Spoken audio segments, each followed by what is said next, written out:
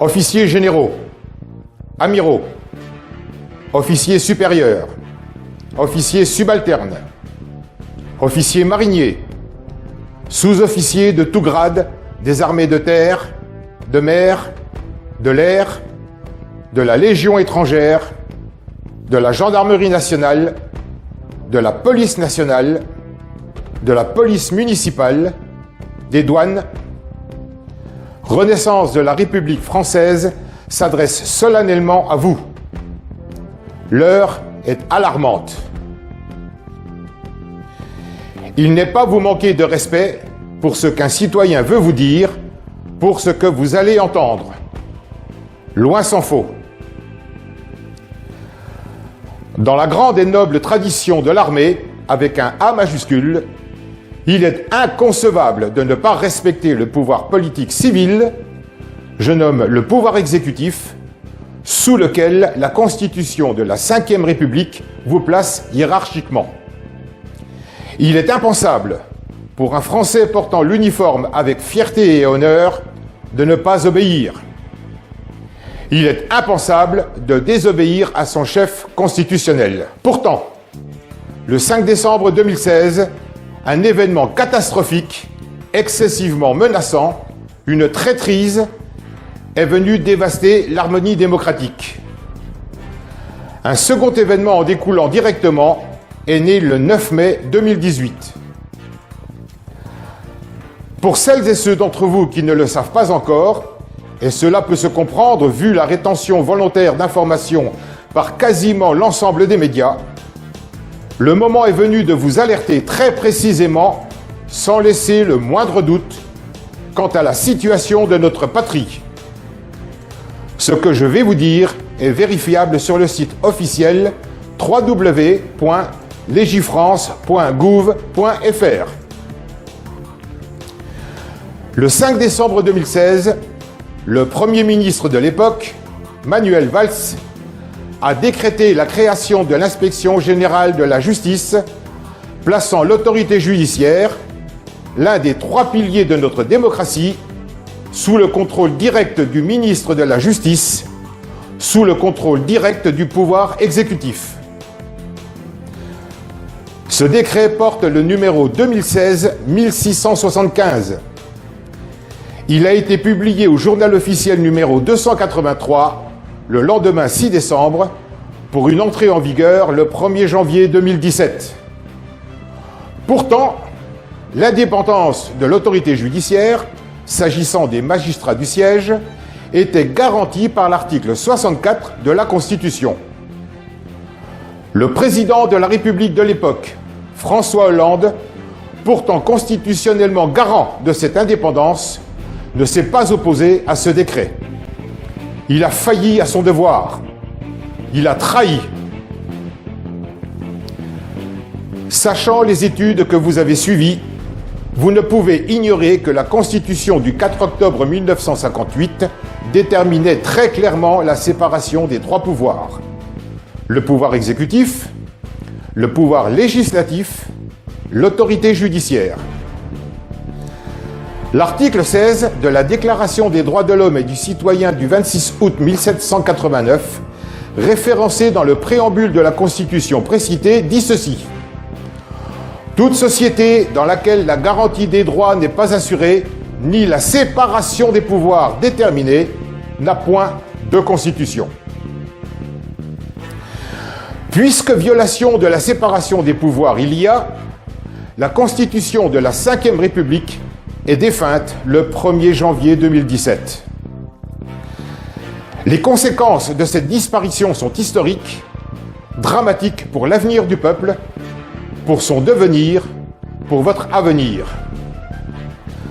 Pour la plus importante de ces conséquences, en l'absence de constitution, sauf à admettre l'état de dictature, quel que soit le candidat, l'élection présidentielle du 7 mai 2017 était tout simplement impossible. Je suis conscient que ce que je vous affirme est gigantesque, monstrueux, mais c'est ainsi. Je le répète, sauf à admettre que la France est entrée en dictature, M. Emmanuel Macron ne peut avoir été élu président de la République. Il usurpe la fonction publique de président de la République avec toutes les conséquences pénales attachées, notamment celles prévues à l'article 433-12 du Code pénal. Les répercussions sont de la même engeance, colossales. Ne pouvant, en l'absence de constitution, être président de la République, M. Macron n'a pu nommer M. Édouard Philippe Premier ministre.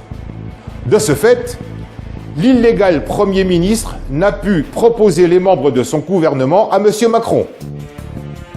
La France est officiellement gouvernée depuis plus d'1 an par des usurpateurs. Concernant l'armée, M. Macron, illégitime locataire de l'Élysée, n'a pu nommer le général François Lecointre, chef d'état-major des armées, en remplacement du général Pierre de Villiers, démissionnaire. De fait, vous, dont le rôle primordial est d'assurer la protection de la nation et des citoyens contre les agressions extérieures et intérieures, vous n'avez actuellement pas de chef suprême, pas plus que vous n'avez de Premier ministre, ministre de l'Intérieur, de la Défense, des Finances, pas plus que vous n'avez de chef d'état-major des armées. Le projet de loi constitutionnelle numéro 911 du 9 mai 2018, présenté par l'exécutif, n'est ni plus ni moins qu'une nouvelle constitution fondant la 6e République. Mais pourquoi l'usurpateur de l'Élysée et celui de Matignon, leurs complices du gouvernement associé, parlent de loi constitutionnelle? Eh bien, tout simplement parce qu'une loi est votée par le Parlement, pas par consultation du peuple, pas par référendum. On ne peut modifier une chose que si celle-ci existe. L'illégitime exécutif actuel, avec la complicité active de l'Assemblée nationale, où il est majoritaire, réitère le même coup de Jarnac, la même trahison envers le peuple que celle commise par Nicolas Sarkozy en 2007, avec l'après-référendum de 2005 et le traité de Lisbonne. Cette prise de conscience effectuée, les faits dénoncés vérifiables et vérifiés, en vertu de l'article 433-12 du Code pénal, le peuple de France attend de vous, forces de l'ordre, que vous procédiez à l'arrestation de M. Emmanuel Macron et au placement en résidence surveillée des membres du gouvernement. En aucun cas, votre intervention salutaire ne peut être considérée comme un coup d'État, puisque le pouvoir exécutif est illégitime. Nous sommes plutôt dans le cadre d'une opération d'assainissement public. Conformément à l'article 7 de la Constitution, avant sa disparition, M. Gérard Larcher, président du Sénat avant l'entrée en vigueur du décret Félon, déjà officiellement sollicité le 29 mars 2018 par une délégation de Renaissance de la République française qui s'est déplacée au Sénat, devra assurer l'intérim.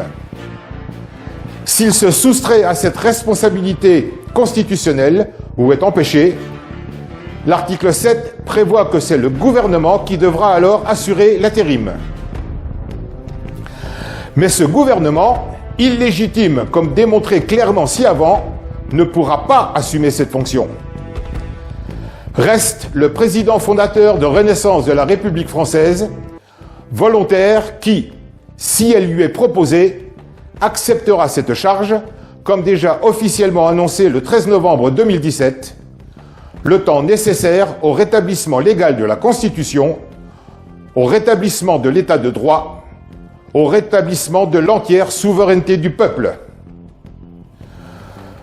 Je ne saurais trop alerter la Direction générale de la sécurité intérieure du rôle qu'elle va avoir à tenir, soit aux côtés des usurpateurs, avec une moralité assimilable à celle de la police de Vichy durant la Seconde Guerre mondiale, soit aux côtés du peuple.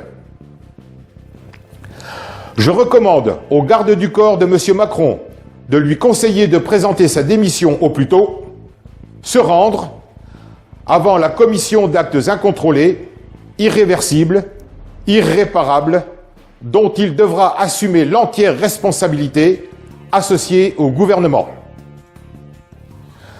Soldats, marins, aviateurs, légionnaires, gendarmes, policiers, douaniers, la nation a besoin de vous.